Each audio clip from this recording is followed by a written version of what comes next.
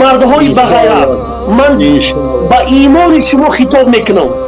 ман ба имони шумо хитоб мекунам ки валлоҳи қасам бобо ва аҷдоди мо асҳоби паёнбар ин гуна ғайрат надоштанд. ғайрати онҳо чунон буд ки ҳаргиз марду зан ихе шишта чақчақ намекарданд. валлоҳи қасам ин кори шумо худованда ба ғазаб мебиёрад. валлоҳ биллоҳ қасам ин кори шумо шайтона хушнуд мекунад. нахо як зан мебирояд 300 нафар мард дар гирди як зан ҷамъ мешаванд. мурдани ҳамин хел мардҳо беҳтар аст. валлоҳи медироянд. ба хотири чӣ медироӣ? валлоҳи қасам шуморо ба худо қасам медиҳам, як марди бегона қати хоҳари шумо ин ҳамин хеле ки шумо суҳбат мекунед қати ҳамин занҳо апаву хоҳар меге ҳамин хел ханда мекунед, шӯхиҳо мекунед, як марди бегона қати хоҳари шумо ҳамин хел чақчақ бикунад. нахо ғайрати шумо ҳамин қадар поин омада бошад. аз аллоҳ битарзед бародарои азиз ва ило интизори азоби аллоҳ бошед. худованд дар қуръон мефармояд ма асобакум мин мусибатин фабима касабат айдикум. ҳар балову мусибату сахтие ки бар сари шумо меояд ба сабаби ҳамун гуноҳое аст ки шумо анҷом медиҳед. сухани ман нестай, ваъдаи парвардигоре ки вақте гуноҳ кардӣ интизори азоби аллоҳ бош. интизори як парешонӣ, як нокомиву як нобарорӣ бош. эфир мекунӣ, ҳамин рӯз қади духтаро чақчақ мекунӣ, ин рӯз ба сарта гуноҳ азоби парвардигор намебиёяд. пагоҳ пас фардо намебиёяд. валлоҳи қасам баъди 2 сол, баъди 5 сол, баъди 10 сол чунон азоберо дар сарат гирифтор мекунад ки ҳайрон мешавӣ. ҳамин мардҳои мо шикоят мекунанд ки кор намеёвем, худмон ҳамин дарбадаримон дар шаҳри мардум басай. худованд моро ҳамин хел наказат кардагиаст ки мо дарбадари мардум шидагӣ ҳастем, вале бозам ба сӯи аллоҳ боз намегардем. бозам аз гуноҳҳомон тавба намекунему, ба сӯи аллоҳ боз намегардем. ҳамин хоҳар ба васвасаи шайтон бурмадина. охи э мардои азиз, охи нахоятат набуре, ба хубӣ насиҳат карда натуне ҳамин хоҳара. ба ай даштноми фаҳш чӣ фоида мегиред шумо? баъзеш мебирояд тамоми намуди даштноми фаҳша мекунад. ба даштноми фаҳш ин хоҳар ислоҳ намешавад. бародари азиз, хоҳаро баъд ҳамин занҳо шикоят мекунанд ки мора уна бирав даштномкунора насиҳат бикун, мора насиҳат накун, унавоё даштномаи фаҳш мекунанд. хоҳари азиз, аз худут гила бикун. охи публика бурмади, публика ҳамихели ҷоҳай ин ҳамихел даштномат мекунанд, обрӯта мелезонанд. чанд нафаре ҳастанд ки ин ҳамихел видеот мекунанд, дразнитат мекунанд, даштномаи фаҳш мекунанд.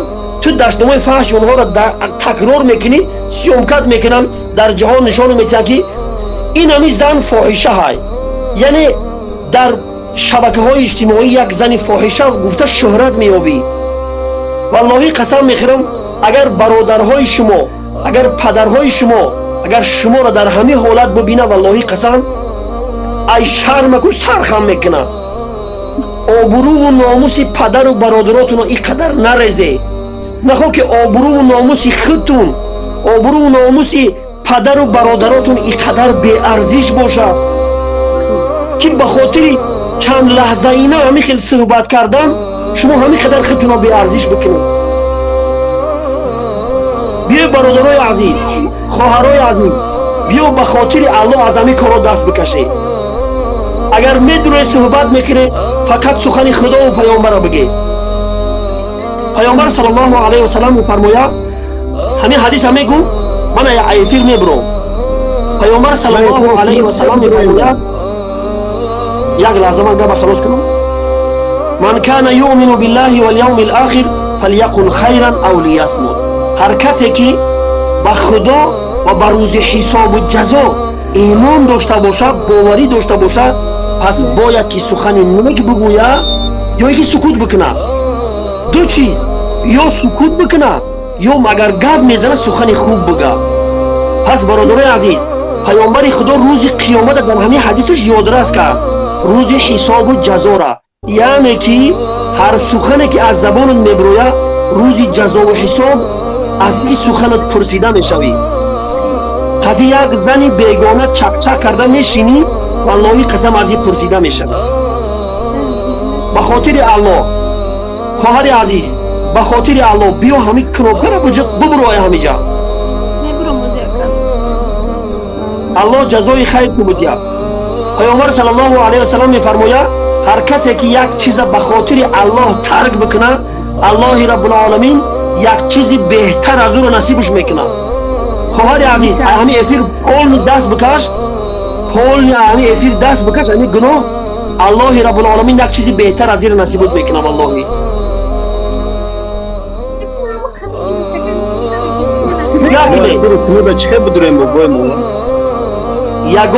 یگان مرد که در همین افیر شما میدرویه خواهر، یگان مرد تیار نیست که با شما ازدواج کنه همچون آدم قدر شما را دانسته زندگی بکنه.